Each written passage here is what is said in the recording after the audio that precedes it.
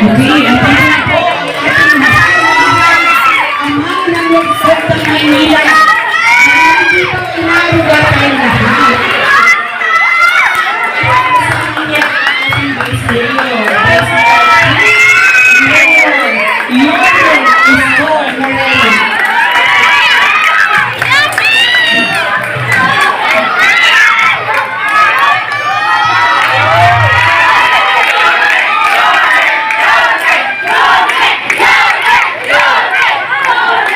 Parang nangangandidato pa. Tapos na po, panalo na po si Yorme.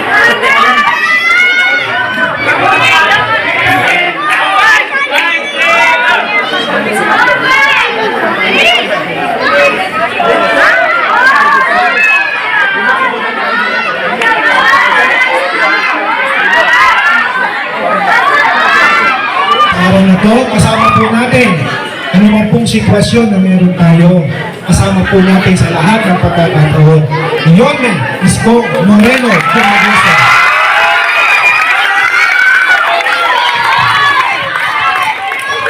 Thank you, ang ating masipag. Para kayo hindi na sumugal. Puro may asin po. Gusto ko lang, I have to give credit where it's due.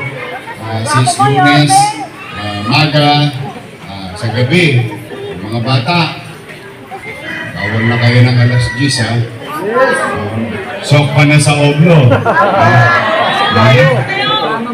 Kung ayaw yung pakinggan ng nanay nyo, matitigas sa ulo nyo. O si Yorme, naku, gusto nyo ba sa Marikina tumira? Maluwag din doon. Sabihin sa mga bata, naku, dadaling ka ni Yorme sa Marikina. Malayo, di ba? Malayo.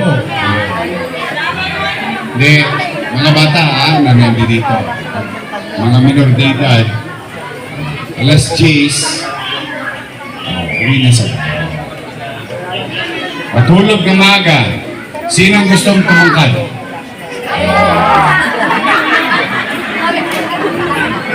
Wala naman tayong pambiling star margarine. Ang mabisa para mabilis lumagay, matulog na. Tapos gigising na. Tapos magbibihis na para pumasok sa yun lang yun. Mahal ko kayo. Kaya lamang gusto ko kayo maiwas sa danger of the night. Yung delikado sa gabi. Huwag kayo makikisali sa mga rumble-rumble. Walang buting idudulot yan sa inyo. Kita ninyo, ako nakipag-rumble nung araw at hindi ako nakinig sa nanay ko. Yung nanay ko nung araw, mga bata, ako ay sansui. Alam niyo sansui? Sansutsut, uwi. Pareho kami nilet-let sakal. Kabisado namin yung sit-sit ng nanay namin. Umuwi na kami. Ikaw ninyo naman, nasaan ako ngayon? Nasaan si Let-let? Kung hindi ako nakinig sa nanay ko, kung hindi ako nakinig sa tatay ko, baka napariwara ako. Kaya kabutihan niyo yan, mga bata. So, uwi na kayo pagdating na alas 10 na. Wala nang tatambay. Itulog nyo na lang yan. Ang maganda dyan, marami pa kayong araw sa buhay na pwedeng maglaro. Marami pa, wag kayo maglaro. So, promise, wala nang tatambay ng alas 10. Okay. Sino ang gustong tumira pa rin sa Tambunting area? Sinong gusto sa Marikina? Gusto ko sa Marikina? Yan ang ating Director Jay De La Puente at 10 ng kanyang mga kasama namin. Nakita nyo na yung Vice Mayor natin. Ganda. May asim pa. Tapos, ang pogi-pogi. Sino ba dalaga dito? Parang dalang-dalaga na. O, ayan, binatang-binatang, pogi natin ko siya. Single pa. O, si Tol Sakal, yung kapitbahay. Eh, kami, kahapon kasi, noong nagaganap yung sunod, pinag-ukwenta ko na agad kung ilan ang napiktuan.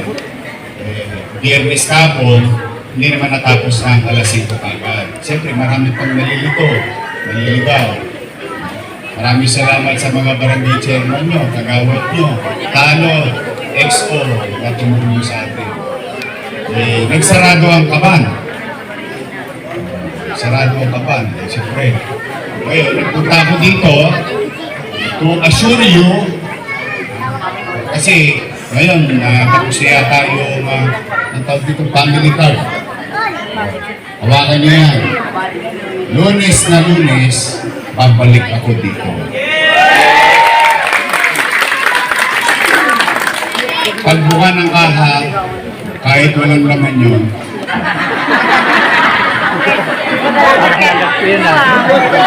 Parang alam ko yun ah. hilahod na ako. Wala alam. Hindi.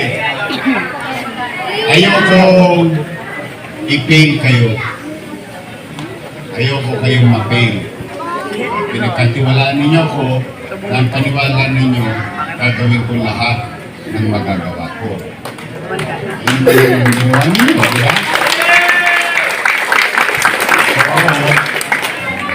Natapos naman na yung papel, so padadala na lang sa bangko, withdraw na lang. So, Lunes, babalik ako. Kasama ko si Vice Chief. So, ngayon, huwag kayo naglalaro ng apoy.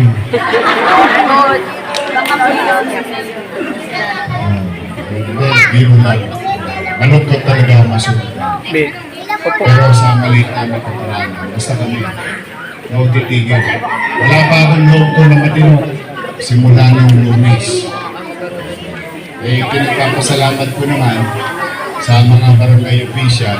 Kahapon nanawagan ako na linisin na natin lahat ng informal natin.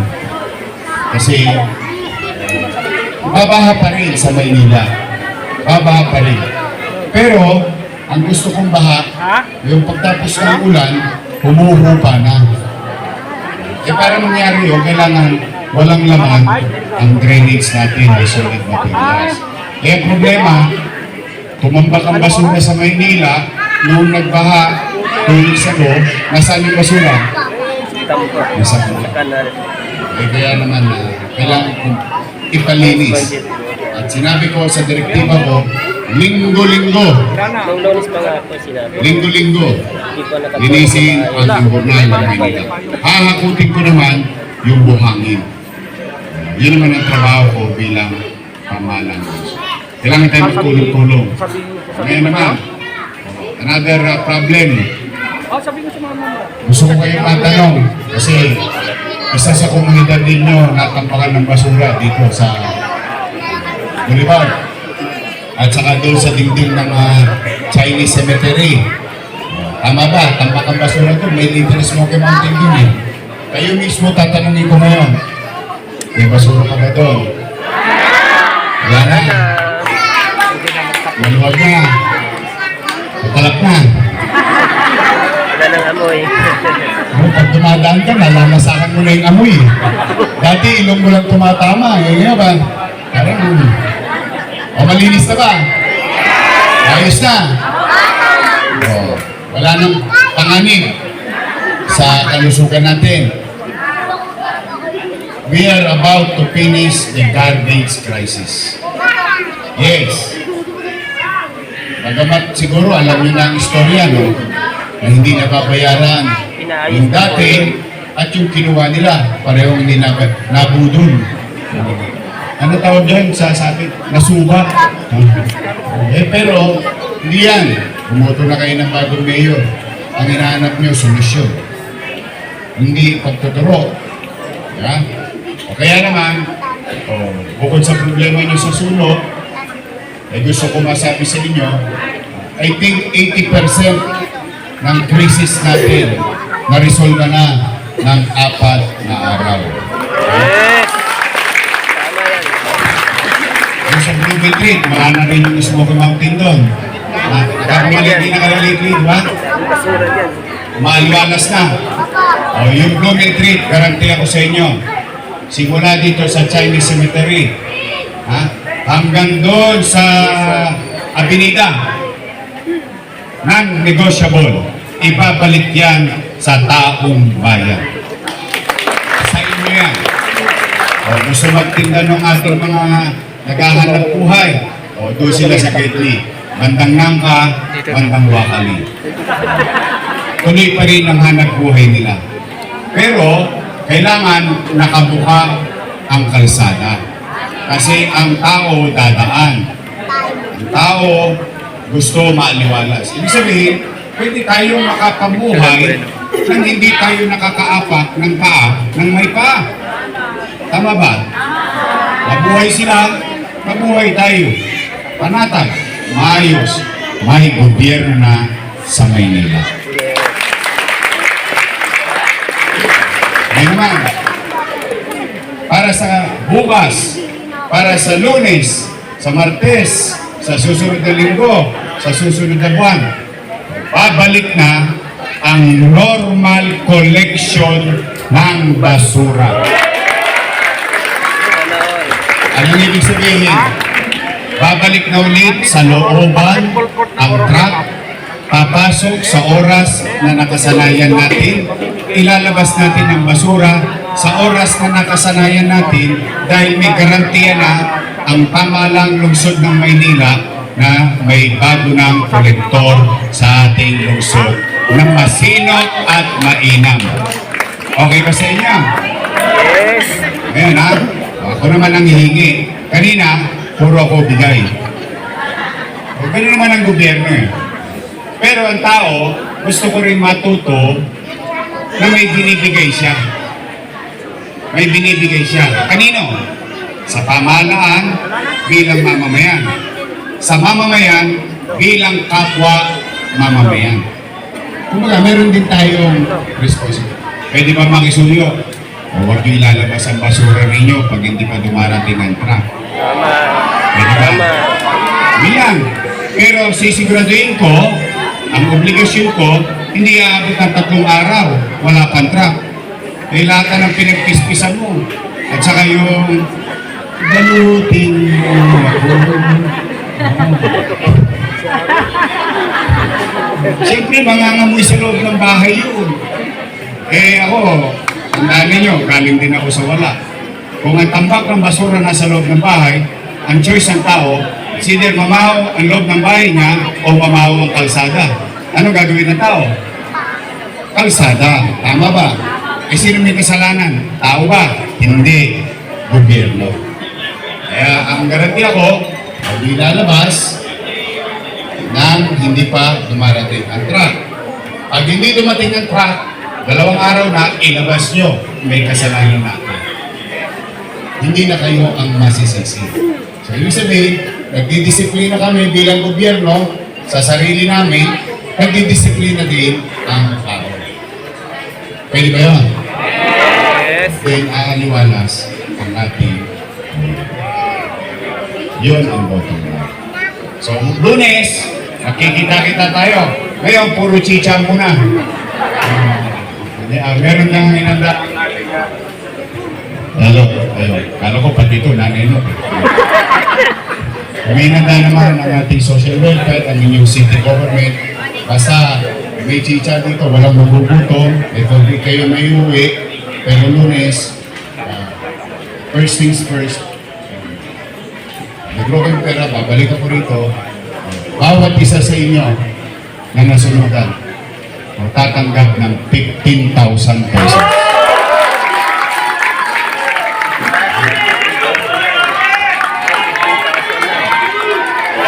Wala nang 10,000. Wala nang mabili 10,000 yun eh. Yes. Kaya ginawa kong Iba 15,000. talaga si Yorme. Para mas mabili kayo ng yero, 2x2, dingding, pako, o kaya, sabi nga ni Tol, panty. So, yun. Abra. Wala? Wow. Then, pinatatawa ko lang kayo. Gusto ko lang maging... Mahirap yung sitwasyon niyo eh. Gusto ko lang matak. Basta, may gobyerno. Lunes, makikita ka. Pabalik ka. Ha? So, pumanatag na kayo. Iba pa yung pati sa water damage, meron tayo. Meron ding nakalaan sa water damage. So, yung nasunugan, case yung water damage, 5 bulig. Hindi kayo matatabla. Bagamat hindi kayo nasunugan, pero meron pa rin kayo matatanggap. Okay? Mag-ingat kayo. I love you.